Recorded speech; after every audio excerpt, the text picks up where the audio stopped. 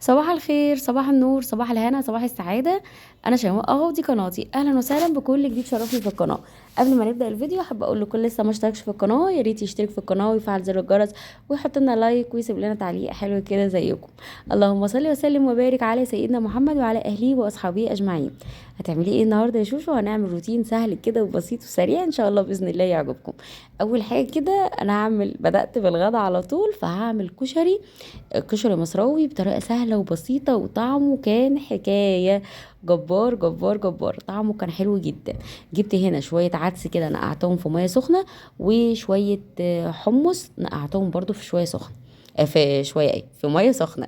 تمام، حطي لايك واشتركي في القناة حلوة يلا بسرعة كده، وشهيصينا لايكات واشتراكات كده وقلبكم معايا. وشاهدوا الفيديو شويه. بصي بقى، بعد ما نقعت طبعا الحمص ونقعت العدس ابو جبه في ميه دافيه. جبت بقى هنا بصلتين قشرتهم زي ما انت شايفه كده حلو، وهبدا اقطعهم كويس، واحط عليهم شويه نشا وشويه ملح كده، وابدا احمرهم، عشان انا محتاجه الزيت بتاع البصل ده اللي انا هحمر فيه البصل، عشان اعمل بيه كل بقى بقيه الوصفه كامله. تمام. تمام. طيب هنا بتعملي ايه؟ بقطع البصل كده جوليان زي ما انتم شايفين، بفصصه كده من بعضه عشان يديني كمية يعني.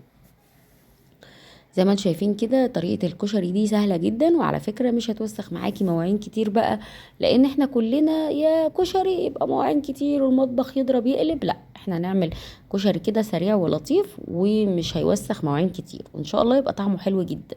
انا بصراحة جربته، كان شوية رز بالعدس وكانوا شوية كشري، طعمهم جبار جبار جبار. جبت هنا البتاعة اللي انا بقطع بيها البصل ديت، سهلة قوي على فكرة وحلوة، وبعمل بيها معظم الحاجات. يعني لو عايزة حاجة جوليان بقطعها بيها، سريعة كده وسهلة. وكمان لو بعمل سلطة بقطع خضار، حلوة قوي قوي القطاعة دي بصراحة، منقذة منقذة. ماشي، لو عندك يبقى هاتيلك. انا هنا رشيت عليه شويه ملح ودعكته كده، شويه ملح يعني، دعكتوش قوي بس يعني قلبت عليه شويه الملح. وبعد كده هحط عليه معلقتين نشا. ممكن بالمنظر ده تسيبيه بس ينزل ميته كده، وتاخديه بقى تقليه. حلو، انا بس هحط عليه معلقتين نشا وهاخده اقليه. قلت هنا نعمل بس كوبايه شاي، لان ما كنتش لسه فطرت، انا صحيت من النوم دخلت على المطبخ على طول. قلت اجهز حاجات الغدا لاني كنت صاحيه متاخر. حطي لايك واشتركي في القناه حلوه، وصلي على النبي عليه افضل الصلاه والسلام.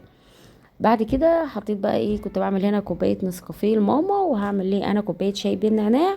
ونبدا بقى ايه، نتوكل على الله ونشتغل. السكر ده اسمه استفانة، حلو جدا. سكر محلى، سكر يعني للدايت. تمام. ربنا يشفينا ويعافينا يا رب من مرضى السكر، حلو جدا يعني. هنا حطيت بقى شويه ايه نسكافيه، شويه ميه كده على النسكافيه، كنت انا حاطه مبيض وحاطه نسكافيه. وضفت عليه شويه لبن حلو، عشان ما يبقاش دسم قوي، لان انا بصراحه بحس لو عملتيه كله باللبن بيبقى دسم كده. وهنا اقلب بقى النسكافيه، والله كانت كوبايه نسكافيه حلوه جدا. بألف هنا وشوفها على ماما. هنا بقى اقلب الشاي، واخد واركنه كده على جنب، وابدا بقى ارجع تاني للحاجات اللي انا بعملها. جبت هنا زي ما قلت لكم، سبته شويه كده بالملح. انا ليه حطيت عليه معلقه ملح وشويه ملح يعني، ودعكت فيهم كده البصله، لان انا كنت هركن البصله شويه، فانا مش عايزاها تصنن او تطلع ريحتها يعني.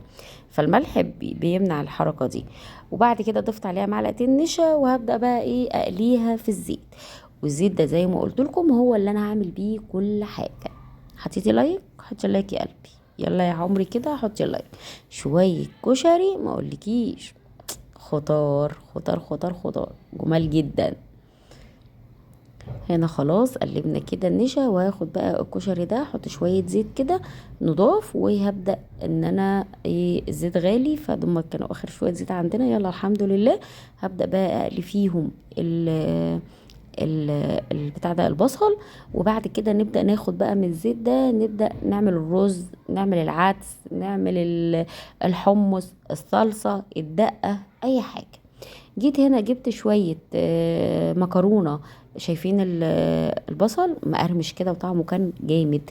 جبت هنا شوية مكرونة عادية، ماشي، وشوية مكرونة اسباجيتي. خلاص احنا الزيت عندنا كله اللي في الازاز كله خلصنا. خلصنا وخلصنا، يلا الحمد لله. هنا العدس زي ما انتم شايفينه كانت انا نقعاه، وجبت هنا حطيت هنا شويه كمون، شويه بابريكا، شويه حته طماطمايه، حته فلفلايه، فص ثوم، وهبدا انزل عليهم بالحمص، واسيبه يتنقع بقى شويه فلفل اسود، وهبدا قصدي يتنقع ايه يغلي يعني استوى. تمام.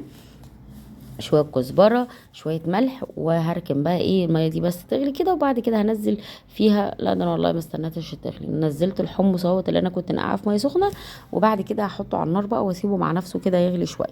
هنا كانت ميه المكرونه خلاص كمان غلت، هنزل عليها بالمكرونه، المكرونه المرمريه العاديه دي الصغيره، وشويه مكرونه سباكيتي هسلقهم، وبعد كده اصفيهم واحط عليهم معلقه زيت واسيبهم في الطاسه. معلقه الزيت هتعمل ايه؟ انها تفرفر لي المكرونه، ما تبقاش لازقه في بعضيها.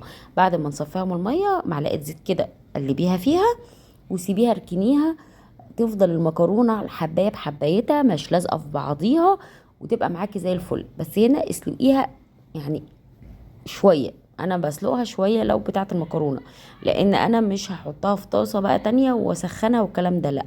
انا سلقاها زي ما انتم شايفين اهيت. معلش يا جماعه جالي تليفون.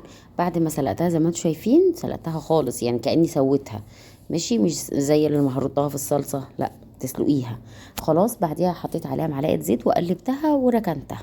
خلاص كده المكرونه بقت عندي جاهزه. هاخد بقى الحله بتاعت نفس المكرونه ديت، وابدا اعمل فيها الصلصه. ماشي، شطفتها ونبدا نعمل فيها الصلصه. يبقى احنا كده ما وسخناش مواعين كتير. لا انا باين هعمل فيها هنا الرز. جبت هنا شويه شعريه حمرتهم زي ما انتم شايفين، وهغسل كمان شويه رز. حمري الشعريه حلو، ومش عايزاها تتحرق منك وعايزاها كلها تبقى لون واحد، حطي عليها معلقه ملح. خلاص زي ما انتم شايفين كده، سهل قوي وبسيط، والله كان طعمه حلو جدا جدا. خلاص كده الشعرية اتحمرت، هبدأ بقى انزل عليها بشوية العدس اللي احنا نقعينهم، عدس ابو جبة اللي احنا نقعينه. هاخد العدس كده واديله تحميصة مع الشعرية زي ما انتم شايفين كده. تضمني ان الرز هيفضل فاتح مش غامق قوي، زي في ناس ما بتحبش تعمل الكشري في حلة واحدة على اساس ان هو ما يبقاش غامق. لا انا خدت هنا كمان حته سمنه، وخدت كمان شويه زيت من الزيت اللي احنا محمرين فيه البصل، هيديله تطعيمه حلوه جدا جدا جدا. وما تخافيش الرز معاكي مش هيعجن ولا اي حاجه. نزلت بقى بشويه الرز زي ما انتم شايفين كده، وهبدا احمص كل ده مع بعضه، يشخل زي ما بيقولوا كده في الحله، ياخد تحميصه. وبعد كده هننزل عليه بالميه والملح وشويه صغيره. انا حطيت هنا نص مرقه، نص ماجي، وعايزه تحطي شويه كمون صغيرين حطي. وخلاص هنا كده زي ما انتم شايفين حطيت عليه الميه بتاعته، العقد بتاعه ما تكتريش الميه قوي عشان ما يعجنش منك. عقد الرز بتاعك العادي، وحطيت هنا الملح. وخلاص كده بقى زي الفل عندي، وهسيبه بقى يتشرب. وبعد ما يتشرب ههدي عليه خالص النار واركنه. هنيجي بقى نعمل هنا الصلصة بتاعتنا بتاعت الكشري. نزلت هنا بحتة تومة معاها شوية زيت من بتاع البصل اللي احنا عاملين بيه. زي ما قلت لكم الزيت اللي احنا حمرنا فيه البصل ده هنستخدمه في كل حاجة. ونزلت هنا بقية الماجي مع التومة، وبدأت بقى ايه اشوحهم كده. اول ما التومة تصفر هنزل بقى طبعا بشوية خل، اطفي التومة بالخل. انا هنا مش هعمل صلصة حراقة ولا هعمل دقة.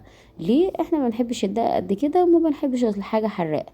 فانا هنا هحط طماطمايه مقطعاها كده مكعبات، بتدي تطعيمة حلوة جدا. وبعد كده هخلط الطماطم واصفيها. انا عندي على ما اعتقد صلصة متسبكة جاهزة يعني في التلاجة، فهعمل بيها. حطيت هنا كمان حتة فلفلاية حراقة صغيرة عشان ما تحرقليش الدنيا قوي، ما يبقاش الدنيا يعني حراقة قوي. فحطيت هنا حتة فلفلاية، ونزلت بابريكا، كمون، شوية فلفل اسود، شوية كزبرة. وهشوح كل ده زي ما انتم شايفين. شوية صلصة تحفة، بتبقى حلوة جدا جدا. حطي بقى لايك واشتركوا في القناة. حلو. تمام. وهنزل هنا بعد كده بالصلصة اهيت اللي انا مسبكاها، وعليهم شوية مية ياخدوا غلوتين مع بعض، والطماطم المكعبات او الطماطم اللي احنا بشرنها ديت تتسبك كده شوية، وخلاص كده الصلصة بقت تمام معايا. هنزل عليها كمان بشوية سكر، معلقة سكر صغنطوطة عشان خاطر تعادل الحموضة بتاعة الصلصة. هنا خلاص الدنيا بقت تمام معانا، المكرونة مفرفرة زي الفل، الرز عسل عسل عسل. هنا سلقنا الحمص زي ما انتم شايفين، وهنا الصلصة بقت تمام، ومعانا البصل، ونبدأ نغرف بقى. كانوا شوية رز، بصراحة الرز كان عجبني جدا، مفرفر، مفيش حباية ماسكة في اختها، وكان طعمه حلو قوي. وزي ما انتم شايفين مش مغمق ولا حاجه. نزلت هنا بشويه الرز الاول، بعديها كده عليها شويه مكرونه زي ما انتم شايفين، وهنزل عليهم بشويه الصلصه، واحط عليهم بقى حمص من فوق، والبصل المحمر بتاعنا من فوق، ومعانا طبق كشري. مفيش احلى من كده، ما وسخناش حاجه، كل اللي وسخناه حله الصلصه وحله الرز بس، لا اكتر ولا اقل. حاجة سهلة وبسيطة، والطعم كان حلو جدا ما شاء الله عليه. بألف هنا وشفا على قلبه. وعملنا شوية كشري مصراوي سريع وبسيط وسهل، طعمه كان حلو قوي.